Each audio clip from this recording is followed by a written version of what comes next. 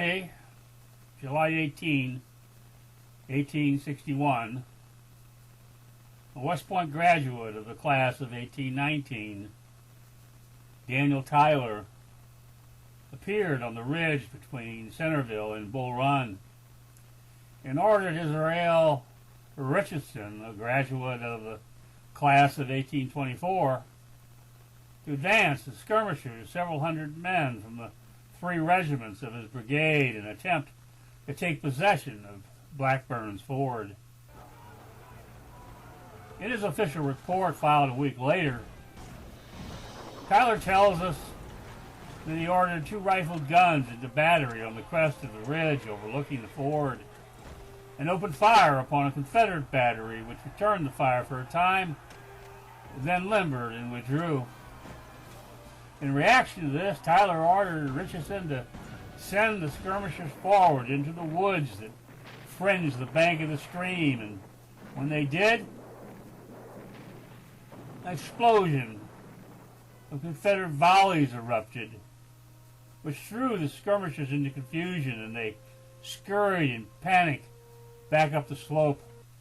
A large number from the 12th New York Volunteer Regiment running past their protesting field officers up the road toward Centerville 2 miles away. In the experience, 20 men were killed and 60 wounded. The Confederate force opposing Richardson's brigade at the ford was commanded by James Longstreet. Longstreet had served with Richardson in New Mexico in the early 1850s, the 2 men becoming friends. The Union skirmishers were met at the stream by 3 regiments of Virginians, supported by artillery, whose massed fire of 6 rifled guns rained havoc on the Union men. Several companies of the Virginians waded the stream and went into the woods, attacking the enemy with bayonets.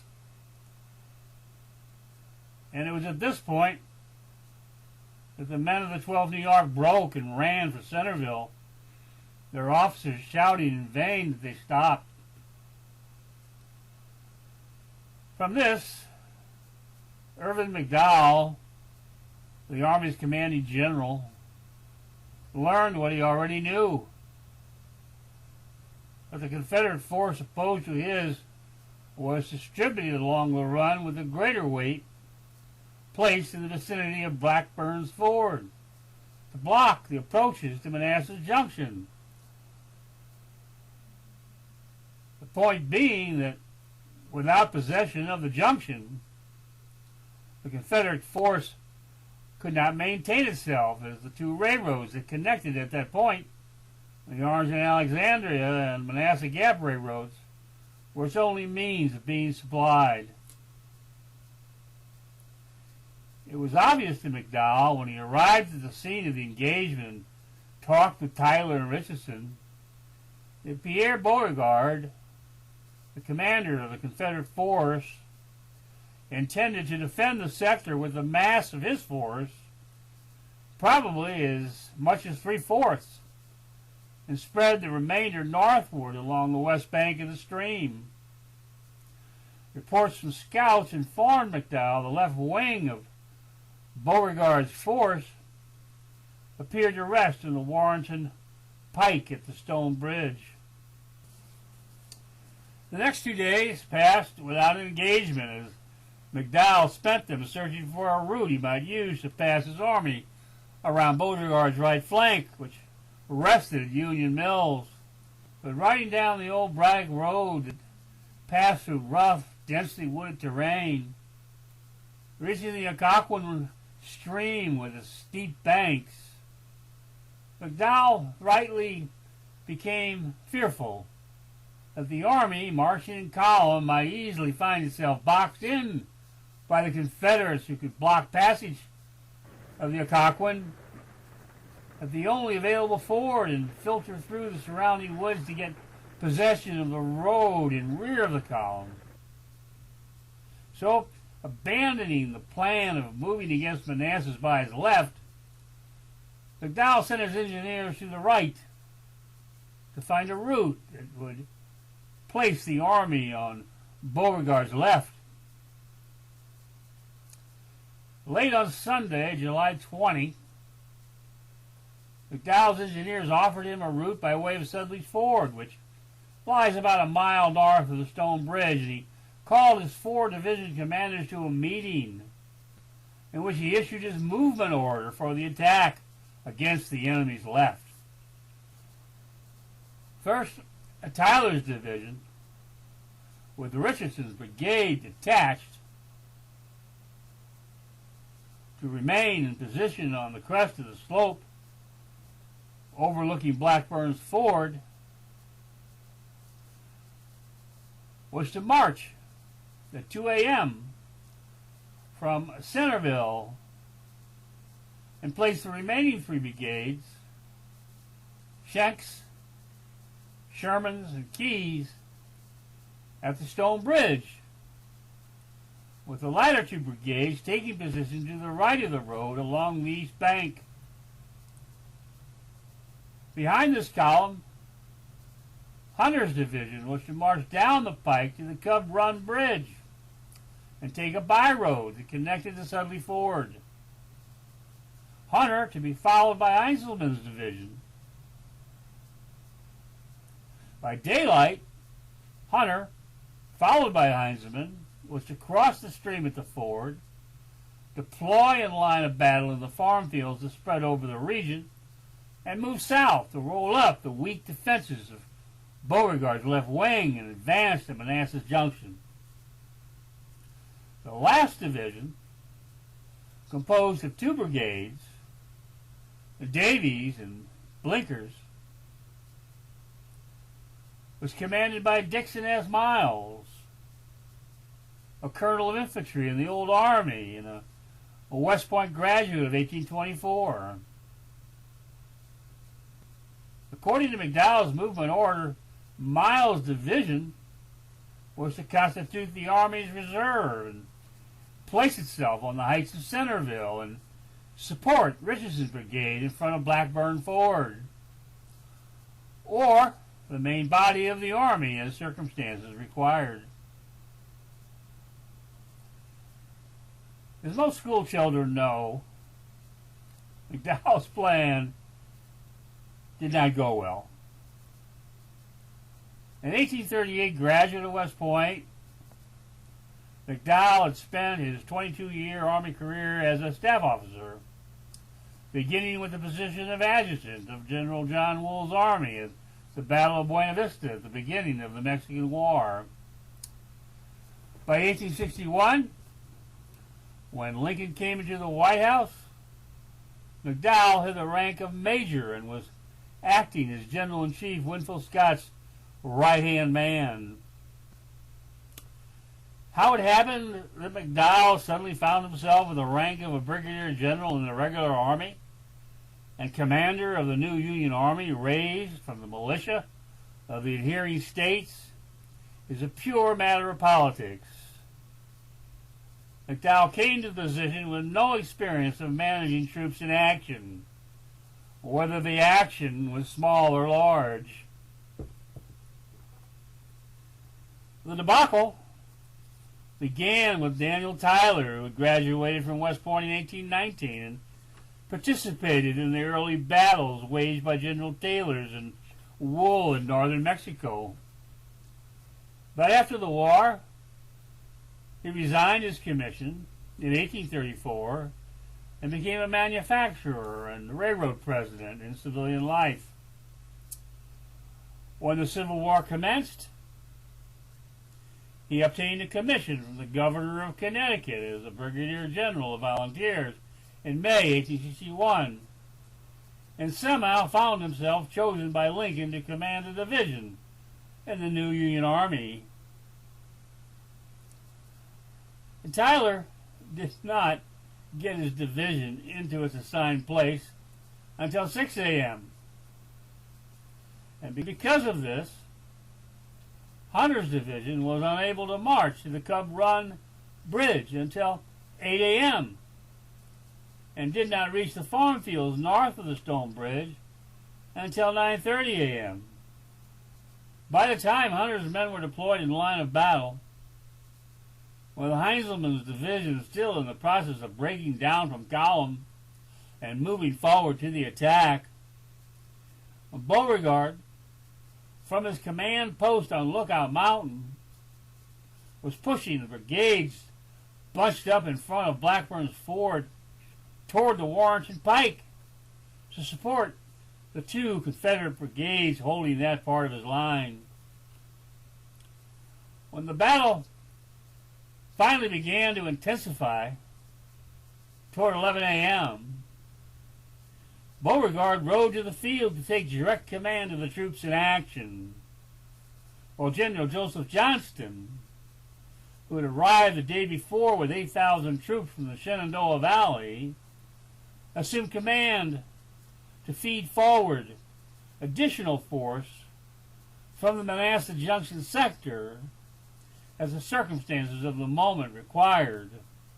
An hour later, the advance of Hunter and Heinzelman toward the Warrenton Pike had opened the way for Tyler's brigades at the Stone Bridge to cross the stream, and the developing Union weight broke Confederate regiments of Evans' brigade, and the wash of the struggle swept many of his men southward into Johnston's sector behind Blackburn's Ford. A cross-bull run on the ridge above Blackburn's Ford, Miles, at about this time, reined up his big bay horse next to Richardson, who was standing in the stirrups of his horse in front of a company of the 3rd Michigan Volunteer Regiment. Richardson was watching the dust billowing above the trees skirting the stream, gauging how many of the enemy were moving in their direction. When Miles pulled up beside him, Richard settled down into the saddle, and the two officers sat silently for a time, looking at the scene unfolding in front of them.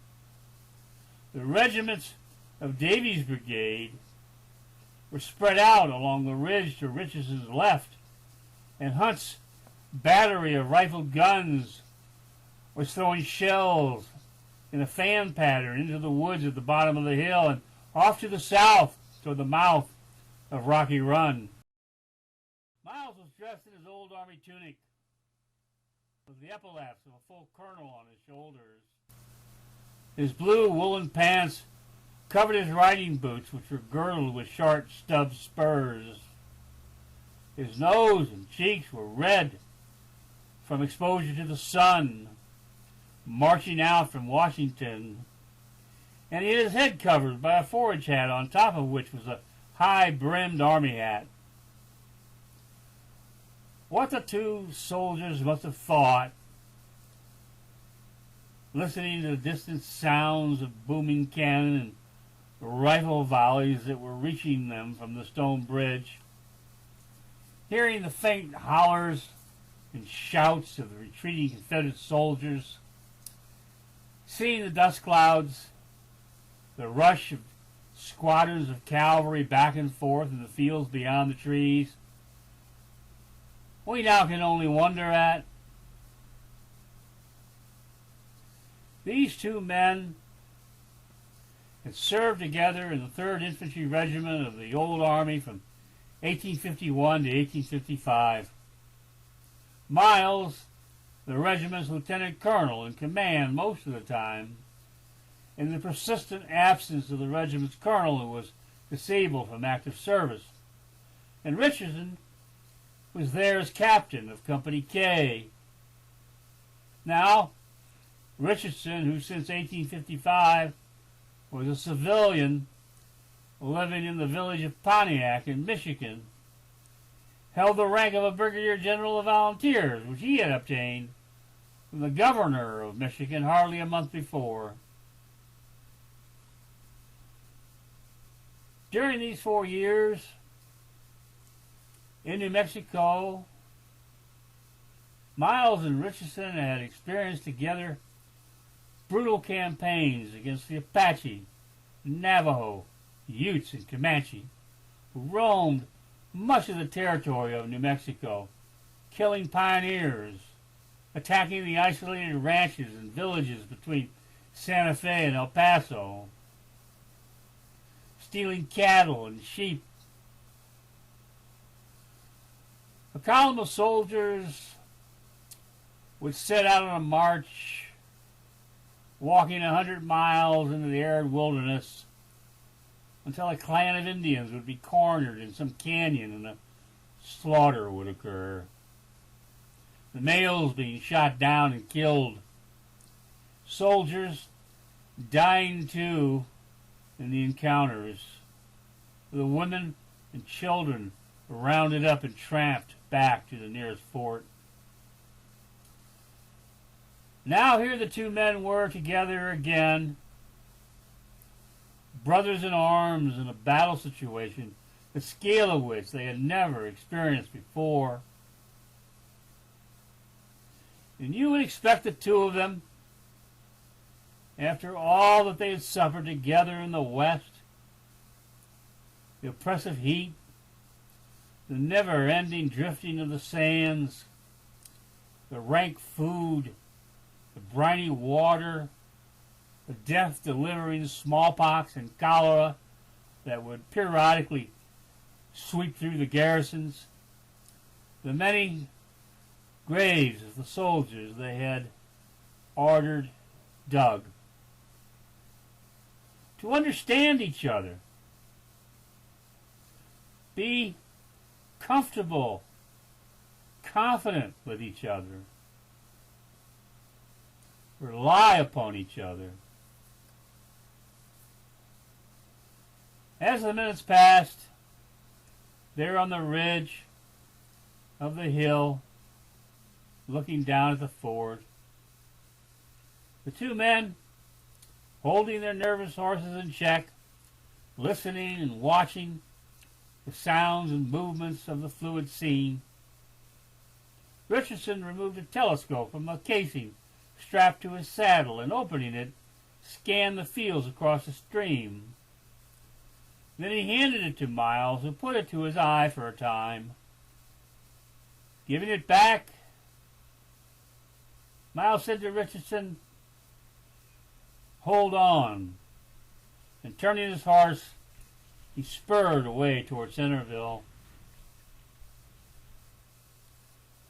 Richardson and Davis remained on the ridge for 2 hours as a battle across the stream raged, their men in the ranks laying prone on the ground, with Hunt's and Green's batteries pacing their shots slowly as their ammunition became low. Then, in the forepart of the afternoon, it seemed there was a lull, and Miles came again to Richardson's front. Reining up, he struggled for a moment, holding his seat in the saddle. He was suffering from severe diarrhea, brought on by the bad rations he had been eating, and, truth be told, should have been in bed. But this was the greatest day of his 35-year career as a soldier, and he wanted to be present for duty in it. "We had better go down and try to drive them out of the fort," he said. Hearing this, Richard yanked in his reins, forcing his stallion to whinny, and he stepped back a pace. Shaking his head emphatically, he said to Miles, "You know, I have a positive order from McDowell in my pocket not to attack at all." Miles did not respond immediately, but looked over the scene in silence. The military situation, he knew, was dicey. As acting commander of the division, he was the ranking officer at the scene. But, under the terms of McDowell's movement order, his division was only composed of Blenker's brigade, which was posted 2 miles away at Centerville, and Thomas Davis's brigade, which was in line of battle with Richardson's here in front of Bull Run.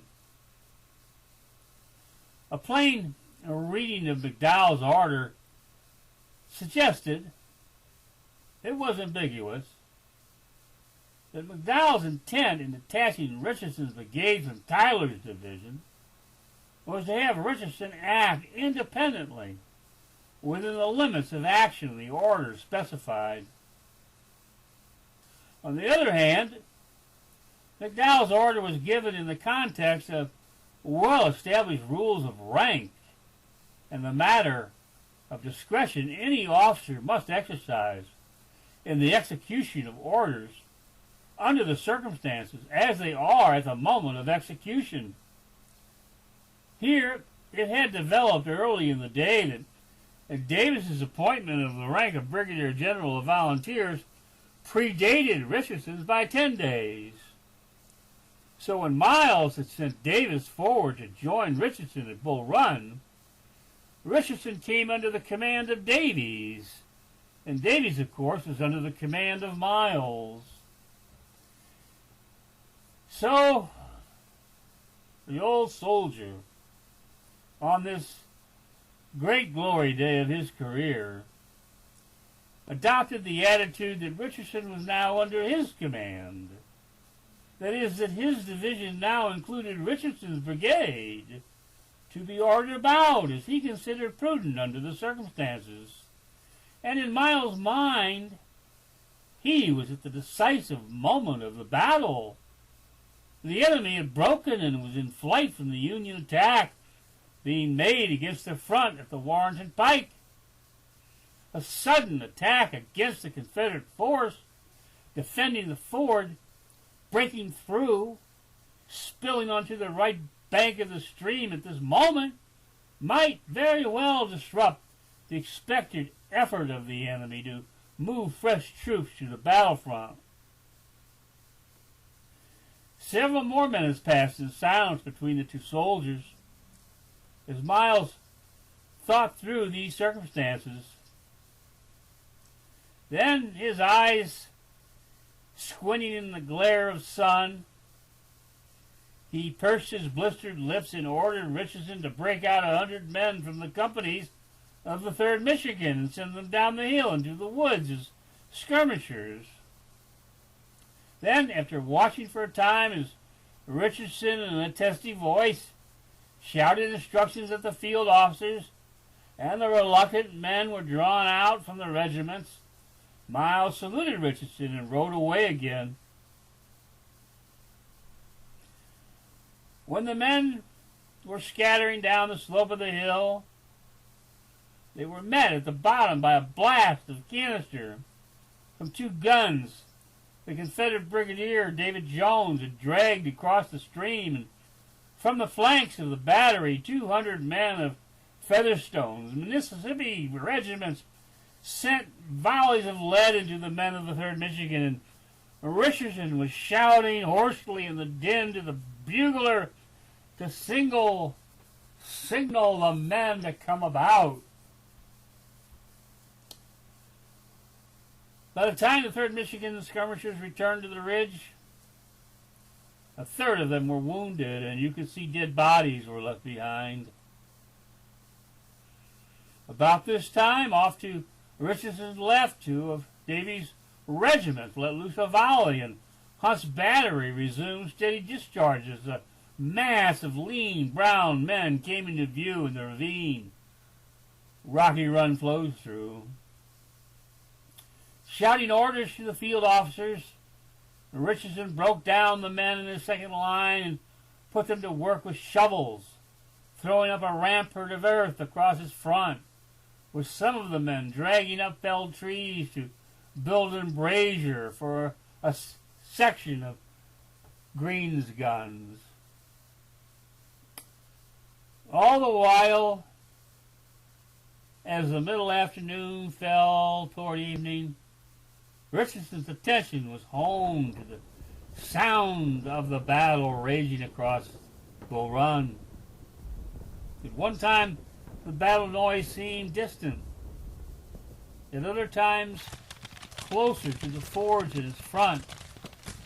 And as the day waned, he saw fresh masses of the enemy, cloaked in a great cloud of rising dust, moving northward across the distant fields, and he shivered suddenly, remembering the time at the Gila River when the Dicari Apache attacked Company K as the men were marching through a wash. The Apache had flintlock muskets and were accurate in their fire, and as the hours passed, with the soldiers barely holding them off with Springfields, 20 soldiers were killed and another 20 wounded before the fire faded away and the Apache disappeared in the desolate landscape, leaving Richardson to lead the survivors grimly into Fort Defiance.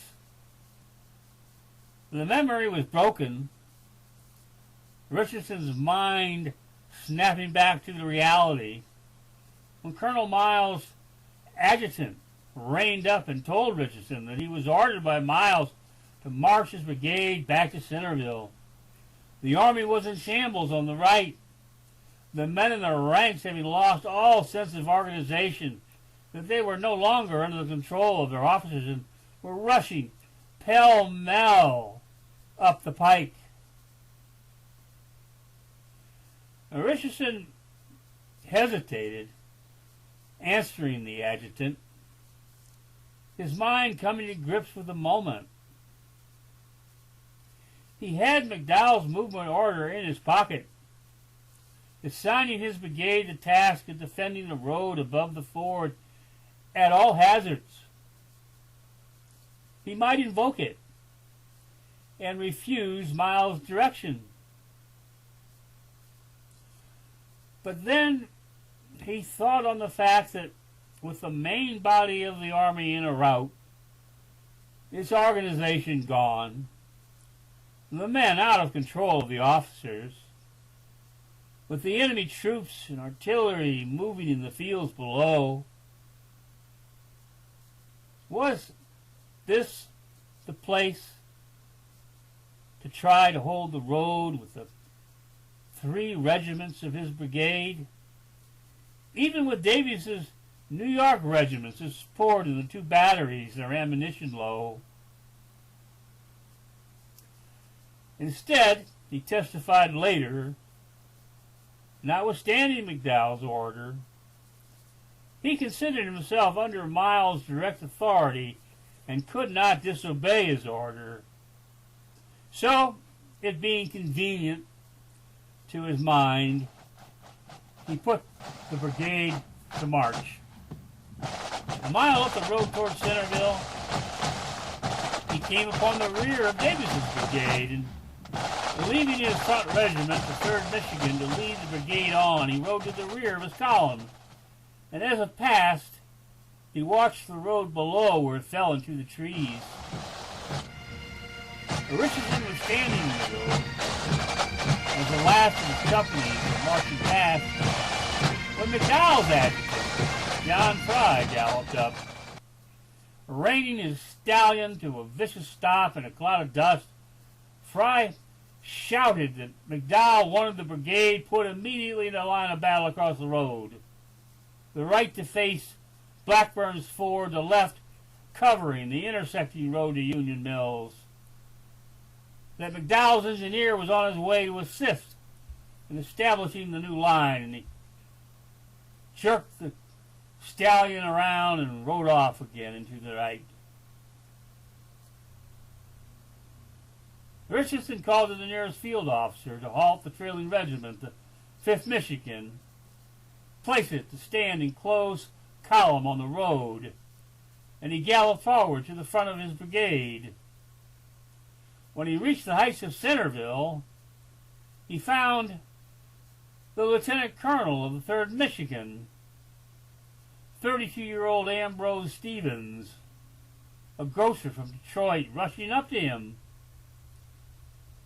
Stevens told Richardson that the regiment's colonel, Daniel McDonnell, who was disabled at the moment from active duty, had sent him to ask whether McDonnell should obey an order he received from Miles to deploy the regiment in the line of battle along the heights. Richardson later claimed he asked Stevens what the matter was, and Stevens replied, he says, with the statement that Miles was drunk. Stevens said Miles was reeling in the saddle, that his voice was hoarse, his face flushed.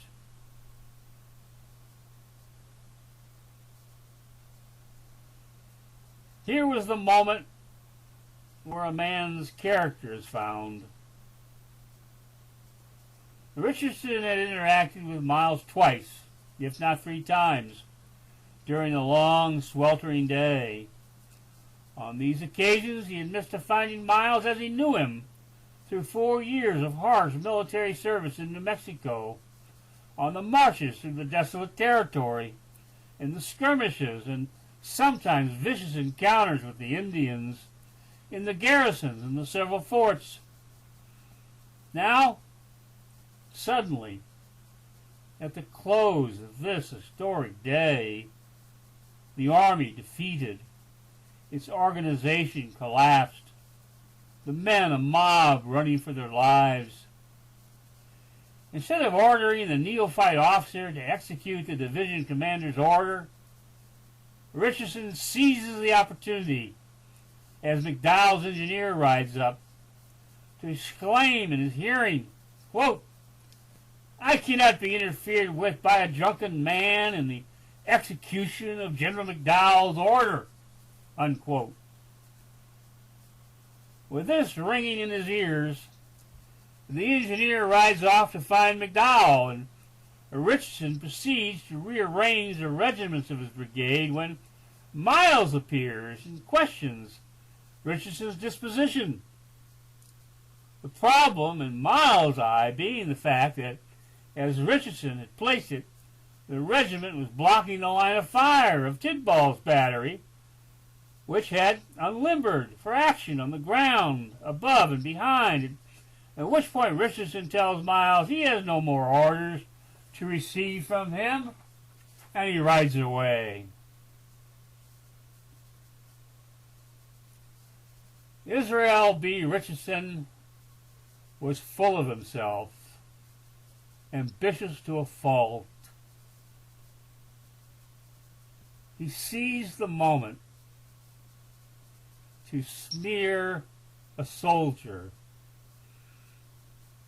who had been his superior officer and commander of the regular Army regiment in which he had served 5 years, in order to gain the opportunity to claim it was he, Richardson, with coolness and courage, who had saved the Army in its humiliating defeat and retreat from possible destruction by holding the road to the Army's rear closed to the enemy, despite the irrational interference of a drunken man.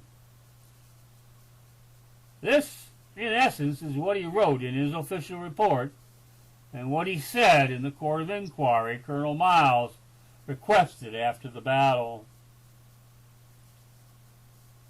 This was not the first time Richardson had acted in such a manner toward an old soldier superior to him in rank.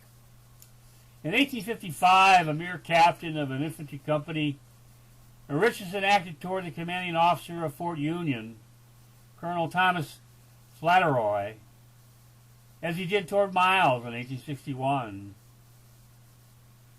At the age of 17, Flatteroy had been commissioned a first lieutenant during the War of 1812. Over the 40 years of his Army career, he had fought in the Indian Wars in Florida, Texas, and New Mexico.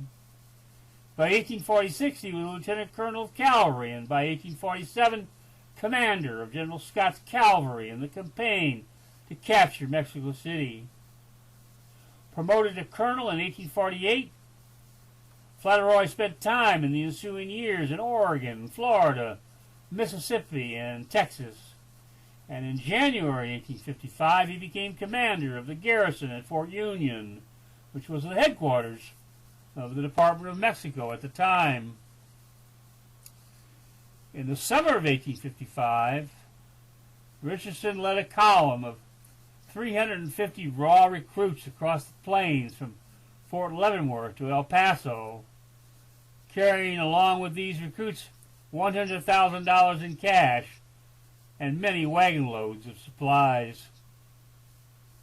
Along the way, he lost most of the supplies in a prairie fire and many men to disease contracted at Fort Leavenworth.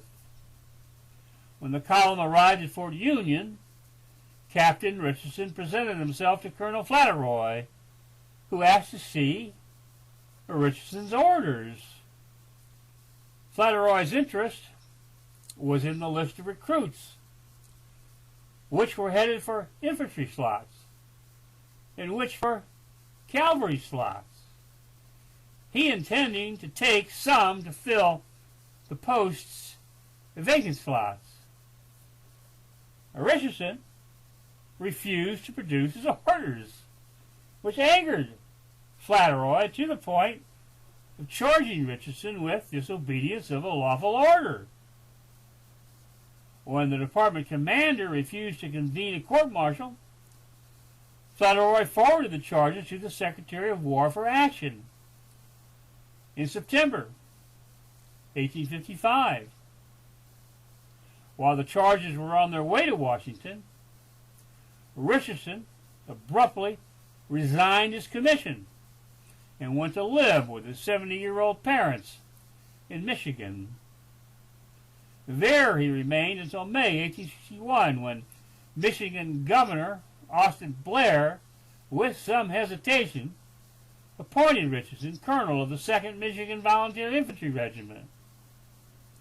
In the appointment process, Blair had been informed that Richardson's neighbors thought he was crazy.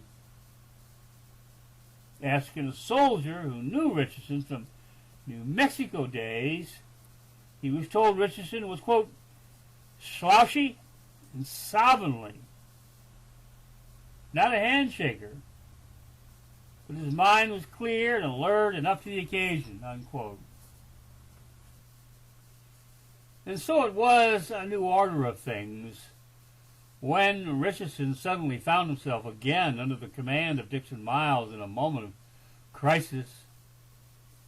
And it is easy to see the circumstances at work that induced Richardson to seize upon the young grocer's claim, justifying his colonel's unwillingness to obey Miles' orders, and endorse that unwillingness as his own, knowing McDowell's engineer would run to him to repeat it. With McDowell in an acute state of mental distress, rightly fearful the enemy had fresh masses about to wade Bull Run at Blackburn's Ford and use the road from the ford to gain the Army's rear and block its escape to Washington. So it is hardly a surprise that when McDowell appeared at Centerville with the news of Miles' supposed drunkenness in his mind, and seeing the confused disorganization of Richardson's lead regiments, the soldiers milling about, officers and aides running about giving unintelligible orders, and the strange surge of men tangled up with riderless horses and broken down wagons passing through the place, he came upon Miles and blamed the chaos on him, telling Miles that he was taking command of the troops in the sector and leading Miles in a gallop down the Blackburn Ford Road to see whether his fear of the enemy's battle lines materializing on the road to Centerville was true. Dixon Miles has been treated callously and unfairly by the pulp of Civil War writers. and the phony historians and their cavalier repetition of Lieutenant Colonel Ambrose Stevens' stigma of Miles, which Richardson adopted to his personal advantage. Late in the day, the sun is sinking behind Bull Run Mountains in the west. With the main body of McDowell's army now a mob of individuals running for their lives at the Pikeville Cemetery, they came to a crush of disabled wagons blocking the Cub Run Bridge, and they flowed like water around it, splashing through the stream and running on. McDowell saw this and sent Miles an order to move the two brigades of his division, Blenker's and Davis's, to the bridge to clear it of the wagons and to block the path of the fugitives. Receiving the order, Miles immediately ordered Blenker to march his brigade to the bridge, and he ordered John Teedball, an 1848 West Point graduate and veteran of the Indian Wars, to take his battery of 12-pounder guns down the pike and unlimber, where he could throw shells at the Confederate pursuers as they crossed the stone bridge.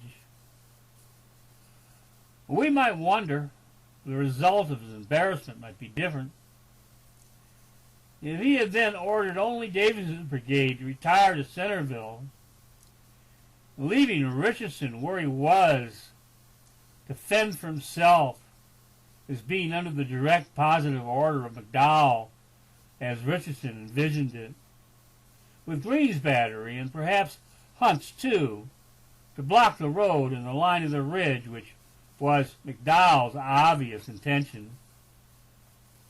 Then, too, Miles should have been sensitive to the reality that he was not on the plains in New Mexico commanding privates and field officers he had campaigned with before, who were seasoned soldiers, intimately familiar with the necessity of rigid obedience to the chain of command. When, after 12 hours in the saddle,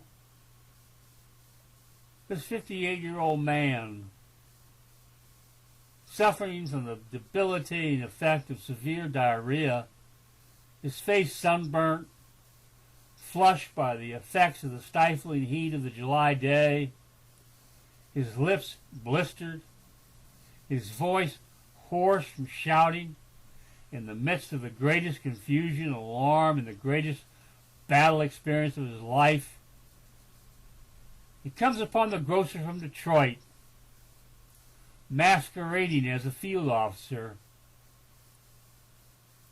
He should have known it unlikely the grocer would recognize his authority, that the grocer would see only a stranger acting strangely, who had the insane idea that the regiment should respond to his direction, and instead would run off to the officer he knew and recognized as his commander. If Miles had been thinking of himself that day, of his career and its ending, seeing the terrified face of the grocer wince at his command of action, he would have bypassed the regiments of Richardson's brigade entirely and focused his effort at organizing Davis's brigade into a line of battle. And when McDowell rolled up, Miles would have told him simply that by McDowell's own order, Richardson was not subject to his command.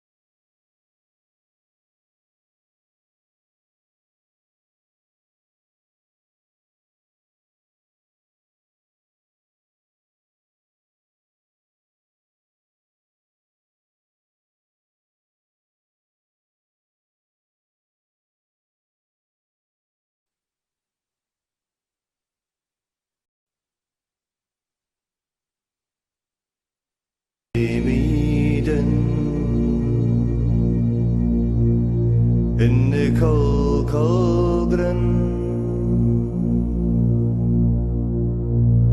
wherefore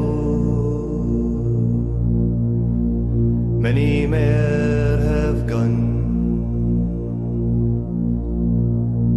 Lay me down in the cold cauldron, wherefore many mere have gone.